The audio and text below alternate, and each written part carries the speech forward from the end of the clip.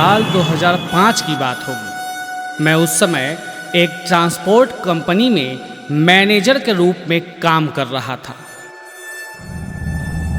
कौन सा ड्राइवर कहाँ है और किसको क्या दिक्कत आ रही है, यही देखना मेरा काम था। हमारा एक भरोसेमंद ड्राइवर माल लेकर आसाम जा रहा था। कानपुर की जीटी रोड दिन में जिंदा रहती है, रात में नहीं। रात के 2 बज रहे थे। मेरा एक ट्रक चमड़ा मंडी के पास से निकल रहा था। माल लोड था, पुराने लोहे का, वजन भी ज्यादा और आवाजें कम। बिरजू जो नेपाली था और हमारे यहाँ 14 साल से ट्रक चला रहा था, समय का पाबंद और काम का पक्का। खाली समय में जब स्टाफ भूत प्रेत की कहानियां सुनते थे या सुनाते थे, तब बिरजू बिल्कुल भी इंटरेस्ट नहीं लेता था। वो केवल हंसता और कहता, हमें तो कभी ऐसा कुछ देखने को मिला ही नहीं, हम नहीं मानते सब फालतू बकवास। लेकिन उस रात कानपुर ने उसे उसकी औकात दिखा दी। उसकी पहली गलती थी कि उसने शॉर्टकट लिया था। हालांकि उस रूट के पुराने लोग मना करते रहे कि जूही फाटक वाले रास्ते में रात में कभी मत मुड़ना, लेकिन वो 5 किलोमीटर शॉर्ट करने के चक्कर में उस रास्ते पे मुड़ गया था। कुछ दूर चलने के बाद सड़क अचानक संकरी हो गई। दोनों तरफ टूटे कारखाने बहुत भयानक सीन बना रहे थे। जंग लगी मशीनें और खामोशी डरावनी लग रही थी।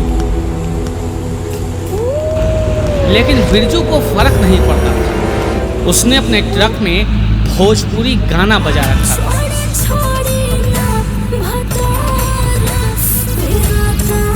और मस्ती में रात के अंधेरे को चीरता हुआ जा रहा था।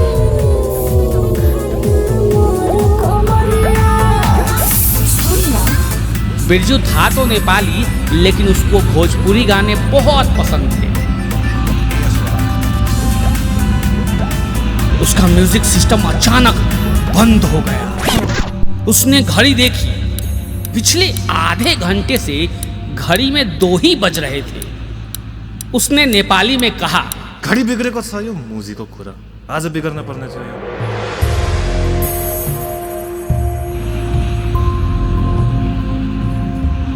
तभी उसे ट्रक के पीछे से कोई आवाज सुनाई दी।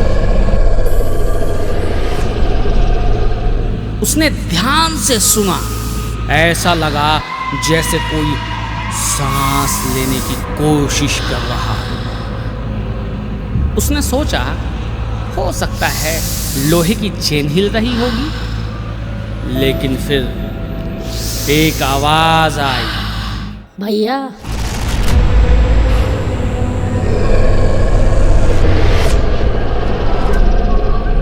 कानपुर की भाषा थी। उसकी रीढ़ की हड्डी सीधी हो गई। उसने शीशे में देखा, पीछे कोई नहीं था। लेकिन अचानक उसको आगे कुछ दिखा।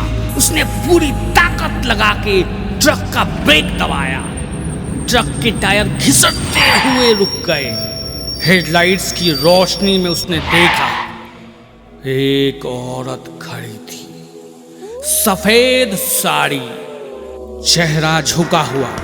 लेकिन बिरजू के होश तब पाख्ता हो गए जब उसकी नजर महिला के पैरों पर गई। उसके पैर जमीन को छू ही नहीं रहे थे। बिरजू ने सोचा, यह हवा में लटकती महिला कहीं असली चुड़ैल तो नहीं। उसने हॉर्न बजाया, लेकिन वो नहीं हटी। उसने धीरे धीरे सिर उठाया। बिरजू ने तुरंत अपना मोबाइल फोन निकाला और सारी बात मुझसे कह सुनाई। मैं उसको कुछ बताता तब तक उसके हाथ से फोन गिर गया, लेकिन आवाज मुझ तक आती रही। अब वो चुड़ैल ट्रक के अंदर थी। बिरजू डर के मारे चीख भी नहीं पा रहा था। वो बिरजू के पास झुकी और कान के पास जाकर बोली। बिरजू ने दरवाजा खोला और कूद गया। अंधेरी रात में वो सड़क के किनारे जंगल में घुस तो गया, लेकिन ज्यादा दूर भाग नहीं पाया, क्योंकि आगे वही चुड़ैल खड़ी थी।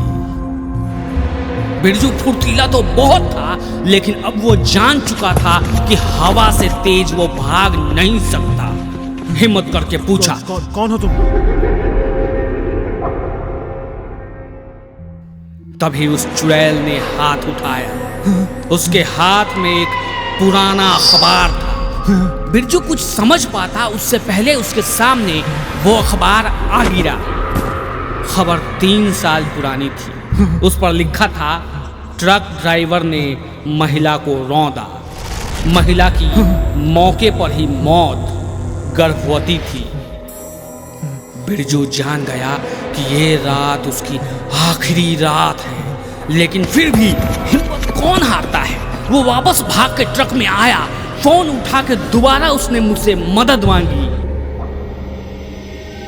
लेकिन मैं इतनी रात को दूर बैठा उसकी क्या ही मदद कर पाता। फिर भी मैंने उसको कहा, भगवान का नाम ले। वो ट्रक स्टार्ट करने की कोशिश में था। मैं दोबारा चिल्लाया, हनुमान चालीसा पढ़। बिरजू सुन सुन, हनुमान चालीसा पढ़। Hello hello hello Birju, hello Birju, hello hello. लेकिन कोई भी मेरे हेलो का जवाब नहीं दे रहा था। अचानक एक बहुत तेज आवाज मेरे कानों से ऐसे टकराई जैसे ब्रह्मांड की आवाज। फोन कान से दूर फेंकना पड़ गया। उसी रात मैंने कई और ड्राइवरों को फोन करके बुलाया और हम लोग उसी जगह पर गए। सुबह हो चुकी थी, लेकिन वहां कुछ भी नहीं था। काफी खोजने के बाद जंगल में हमारी ट्रक मिली, लेकिन बिरजू नहीं मिला। अगले दिन अखबार में लिखा था, कानपुर की जूही फाटक पर एक और ट्रक ड्राइवर लापता।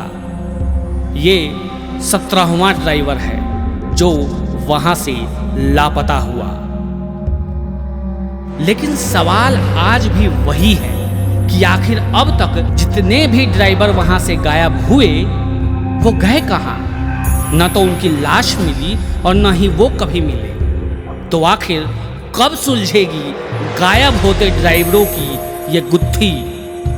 सुलझेगी भी या नहीं?